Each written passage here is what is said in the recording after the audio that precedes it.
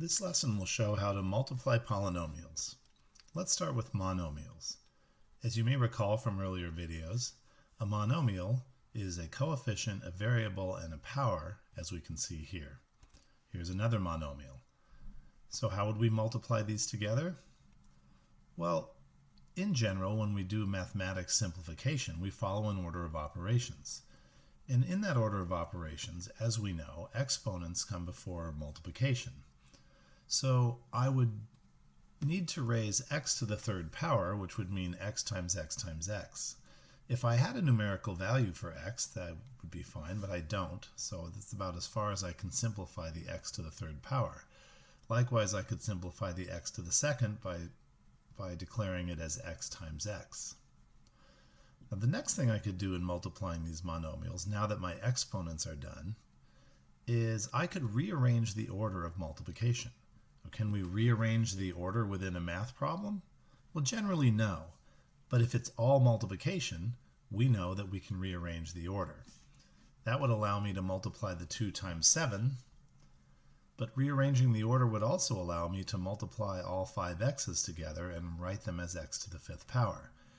Now in this video, and probably in your math courses, you'll be doing so much multiplication of monomials that it would be inefficient to write this out or think about this every single time. So here's a shortcut. When multiplying monomials, simply multiply the coefficients together. In this case, 2 times 7 is 14. And for reasons we saw a minute ago, the exponents add, despite it being a multiplication problem. And that is a great shortcut to multiply monomials without having to follow the order of operations and write it out every single time. Here's another example. When you do these problems, watch out for the hidden ones. In this case, adding my exponents gives me a third degree result. Let's look at what happens when we multiply a monomial times a polynomial with 2 or more terms.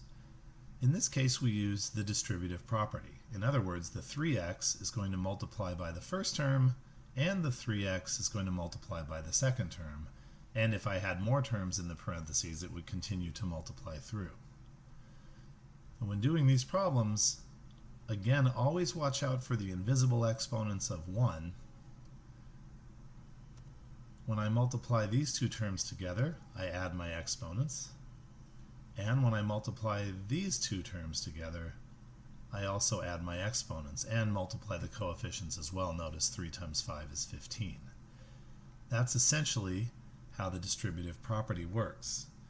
It becomes an exercise in adding exponents more or less. Well, let's go beyond that and examine how do we multiply polynomials if neither one of them has a single term but has multiple terms, such as in this case. Here's a product of 2 polynomials in y, and what we're going to have to do on this problem is essentially distribute the 3y, or the first term of the first polynomial, to each term of the second, but we're also going to have to distribute the -1 to each term. As you can see by these arrows, we are going to have 6 multiplications to perform in order to multiply these 2 polynomials together. Let's go through them one by one. When I multiply these, I add my exponents, giving me a cubic term. When I multiply these, I add my invisible exponents of 1, giving me a quadratic term, and you continue as shown here. Now that I've distributed 3y to every term in the second factor, I'm now going to distribute -1 to every term in the second factor.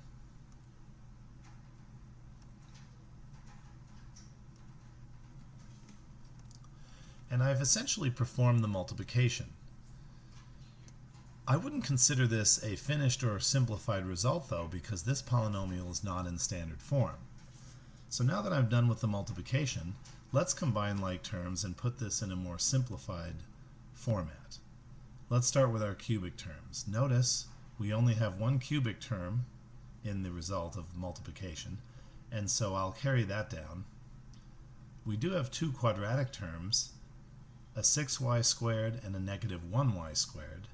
6 and negative 1 combine to make 5, so there are my quadratic terms combined. Notice my linear terms are also combinable. When I combine negative 15 and negative 2, I get negative 17. And my constant term happens to be the only constant term in the expansion of this product, so there's nothing to combine it with, so I'll carry that down to preserve the polynomial's value. And now I have a simplified standard form version of my original problem, and we consider that the answer to this multiplication problem. But notice in this problem, I did a binomial times a trinomial. We could apply the same process to a binomial times another binomial. Now it turns out in mathematics it's so common to multiply one binomial times another that we've invented a special word to remind us how to do that. We call that word FOIL. It stands for, it's sort of an acronym to remind us that we have to do these four products. You don't need a special word to do this problem. In this problem we clearly have to distribute the 3x and distribute the 1 as we did in the previous problem. And if you never remember the word FOIL and just disregard it out of your mind, you'll still know how to do the mathematics problem. But if you hear a professor or teacher say we're going to use FOIL, they're just reminding you that we're doing a very common problem, which is a binomial times a binomial. But with or without the word FOIL, let's go through this problem. 3x times x is 3x squared, adding the exponents. 3x times negative 4 is negative 12x. And now that I've distributed the 3x to both terms in the second factor, I'll now distribute the 1.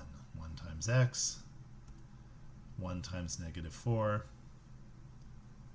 And now combining my two linear terms, the negative 12x and positive 1x make negative 11x.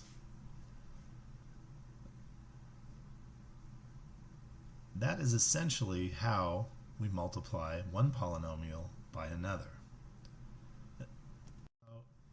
I'd like to go a little bit beyond the problem here and just consider what does it mean to have multiplied polynomials.